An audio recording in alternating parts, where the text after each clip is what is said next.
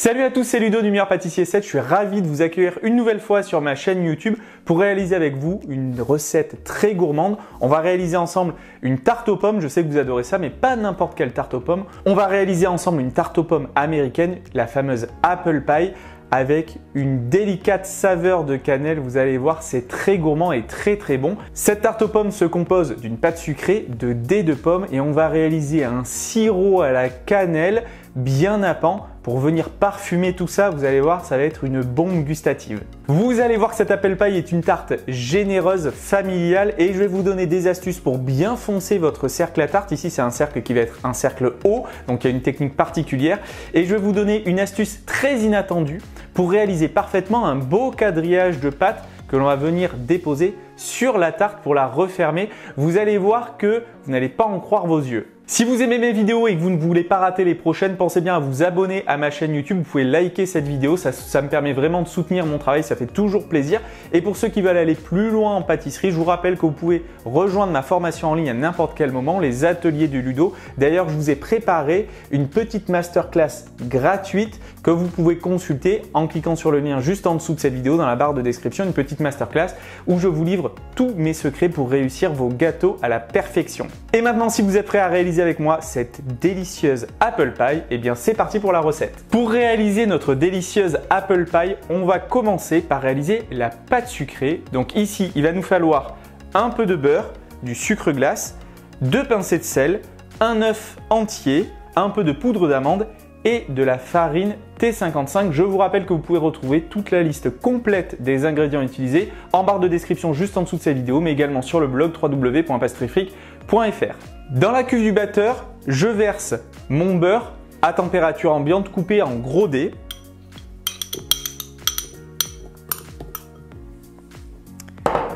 Ainsi que le sucre glace. Et je vais mélanger l'ensemble en utilisant la feuille du batteur afin de crémer le beurre, c'est-à-dire lui donner une texture vraiment de crème.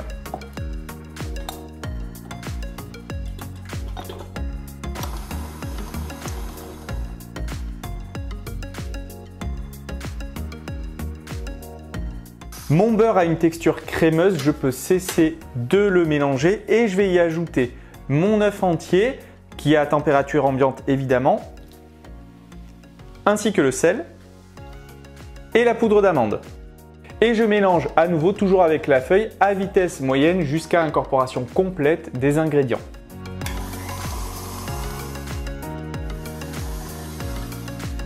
Lorsque mon mélange est bien homogène, je peux ajouter mon dernier ingrédient, à savoir la farine. Je vais la verser d'un seul coup. Et continuer à mélanger à petite vitesse, toujours en utilisant la feuille du batteur et en veillant surtout à ne pas trop travailler la pâte pour ne pas lui donner trop d'élasticité.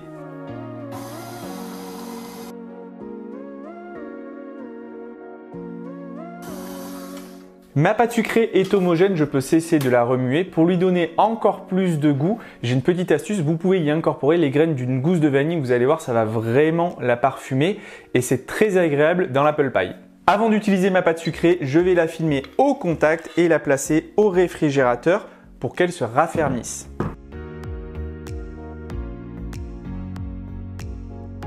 Une fois filmée, je l'aplatis bien pour lui donner une forme de galet.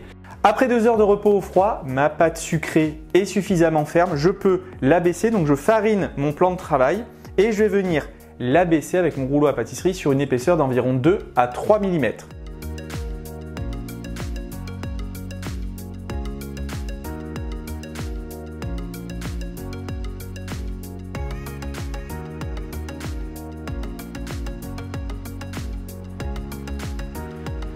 Lorsque ma pâte est suffisamment étalée, je vais venir l'emporte-piécer ici, enfin découper un disque de pâte. Ici, je vais utiliser comme repère mon cercle de montage de la tarte, qui est un cercle de 20 cm de diamètre et 4 cm de hauteur. Ici, on fait une Apple Pie, on fait pas une tarte aux pommes, donc du coup, la tarte va être beaucoup plus haute. Donc je vous rappelle, 4 cm de hauteur pour 20 cm de diamètre. Je vous mets la référence de ce matériel juste en dessous de cette vidéo dans la barre de description. Pour pouvoir réaliser mon fond de tarte, je vais simplement disposer mon cercle au centre de la pâte abaissée et je vais venir détailler autour un grand cercle de pâte afin de retirer les chutes excédentaires.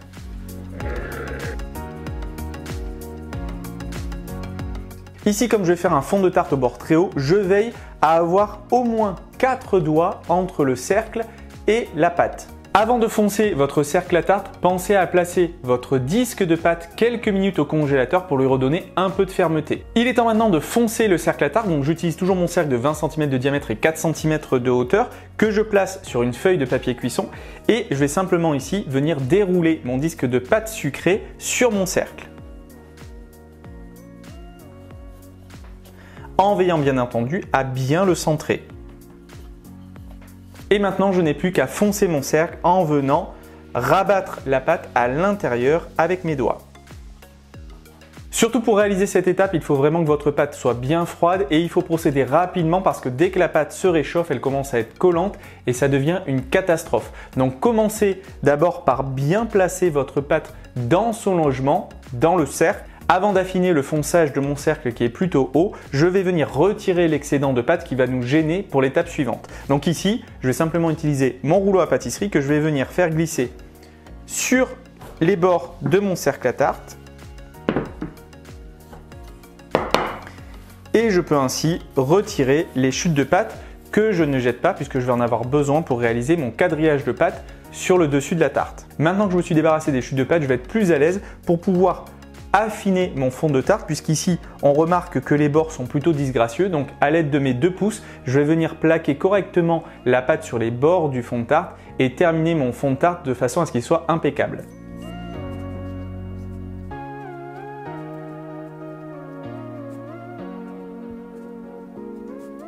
Ma pâte est bien plaquée contre les parois de mon cercle. On a encore un excédent de pâte qui se retrouve par-dessus les bords. Et bien pour les enlever, c'est très simple. On va simplement utiliser la lame d'un couteau qu'on va simplement venir glisser sur les bords du cercle pour pouvoir retirer l'excédent de pâte.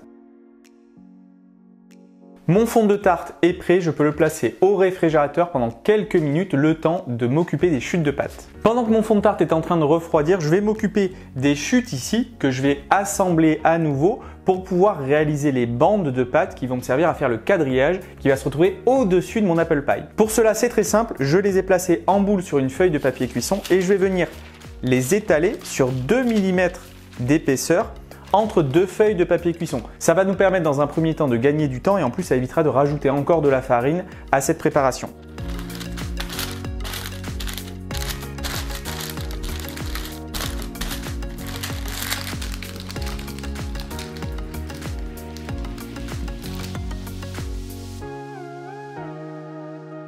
Une fois que ma pâte est bien abaissée sur une épaisseur homogène, je peux retirer la première feuille de papier cuisson et je vais venir y détailler des bandes de 1,5 cm de largeur environ en utilisant une règle.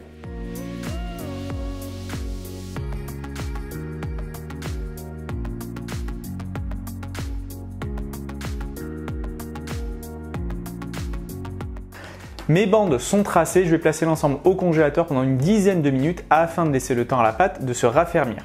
Mes bandes de pâte sont suffisamment refroidies, je vais pouvoir maintenant réaliser le quadrillage et vous allez voir, j'ai une petite astuce assez étonnante à vous montrer pour réussir votre quadrillage parfaitement sans trop vous prendre la tête et pour cela, c'est assez surprenant mais vous allez avoir besoin d'une cuillère en bois. Je commence par retirer délicatement une bande sur 2.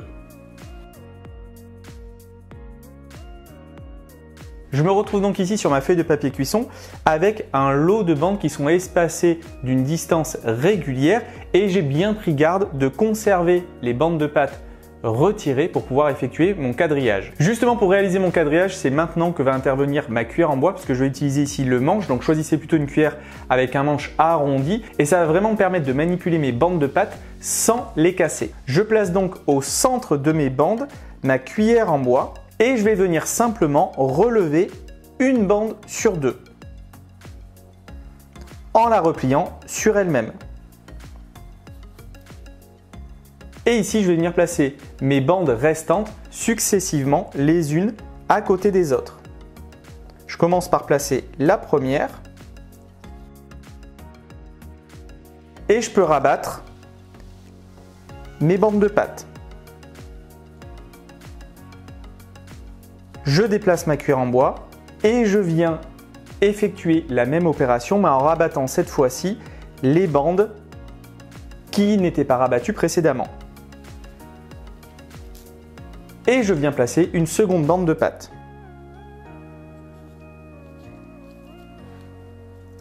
Je rabaisse mes bandes de pâte qui ont été relevées. Et je poursuis l'opération ainsi de suite jusqu'à obtenir un quadrillage parfait.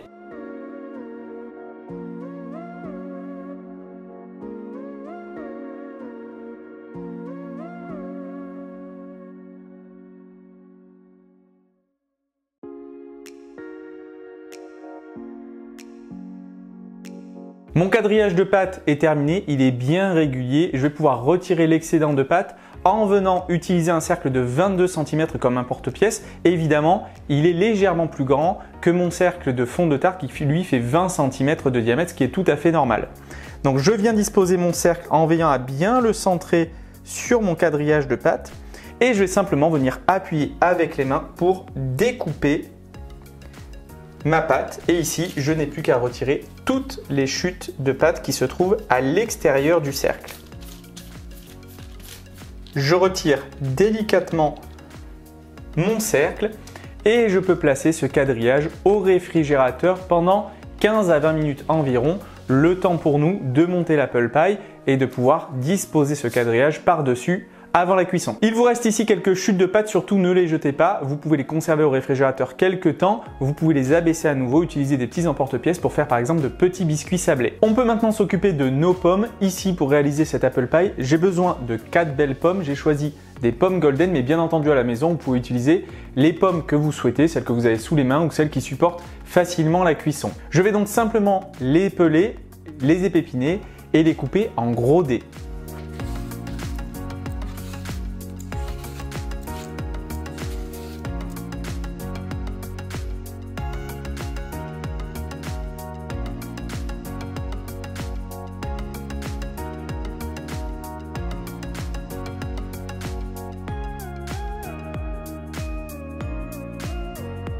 Mes pommes sont coupées, surtout si vous avez utilisé des pommes bio, ne jetez pas les épluchures, j'ai une bonne recette anti-gaspi pour vous. On peut réaliser avec une délicieuse gelée de pommes qui peut servir sur des tartines au petit déjeuner ou simplement pour napper des tartes aux fruits. Je vous mets le lien juste en dessous de cette vidéo et également juste là, comme ça vous pourrez la retrouver facilement sur ma chaîne YouTube. Je n'ai plus qu'à verser simplement mes dés de pommes dans mon fond de tarte bien froid avant de m'occuper de mon sirop. Je répartis les dés de pommes dans mon fond de tarte de façon à ce qu'ils arrivent bien à hauteur. Il est temps de nous attaquer au sirop à la cannelle qui est vraiment le cœur de l'apple pie, c'est ce qui va apporter vraiment du goût, le goût caractéristique de notre apple pie. Et pour le réaliser, il va nous falloir seulement quelques ingrédients, à savoir du beurre doux, un peu de fécule de maïs, de la cannelle bien entendu, un peu d'eau, du sucre roux et du sucre blanc. Je vous rappelle que vous pouvez retrouver toute la liste des ingrédients en dessous de cette vidéo en barre de description ainsi que sur le blog www.pastefric.fr. Dans une petite casserole, je vais verser le beurre que je vais faire fondre sur feu moyen.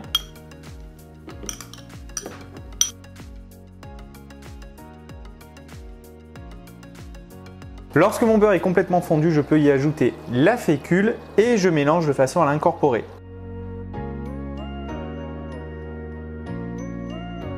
Bien entendu, je mélange en utilisant un fouet pour éviter la formation de grumeaux. Une fois que ma fécule est totalement incorporée au beurre, je peux y ajouter tous mes autres ingrédients, à savoir l'eau, le sucre roux et la cannelle en poudre. Et je mélange à l'aide de mon fouet jusqu'à obtenir une préparation à la texture homogène. Et je peux cuire mon sirop quelques instants sur feu doux sans cesser de remuer et en veillant surtout à ne pas trop le cuire. Le sirop doit épaissir légèrement, doit avoir une texture un peu comme une mélasse, mais attention à ne pas trop le cuire, sinon la fécule contenue dans le sirop va épaissir et vous allez obtenir quelque chose à la texture pâteuse et vous ne pourrez pas le verser sur vos pommes par la suite. Je laisse cuire mon sirop quelques instants après avoir atteint l'ébullition et une fois que mon sirop est suffisamment cuit, je peux le retirer du feu. Mon sirop à la cannelle est prêt, il est encore chaud, il sent très bon la cannelle, c'est en train de parfumer complètement ma cuisine. Je n'ai plus qu'à le verser encore chaud dans mon fond de tarte, donc de façon à napper un maximum les dés de pommes.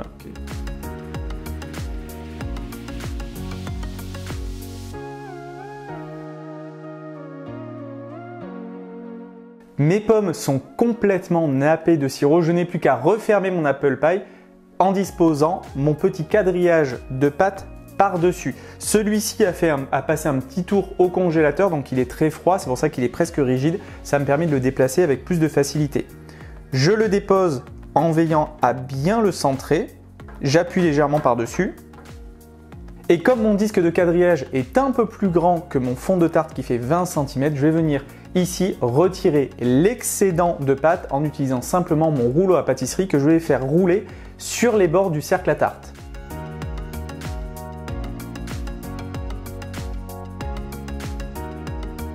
Mon apple pie est prête à partir en cuisson. Je vais la cuire dans un four préchauffé à 180 degrés pendant 45 minutes exactement.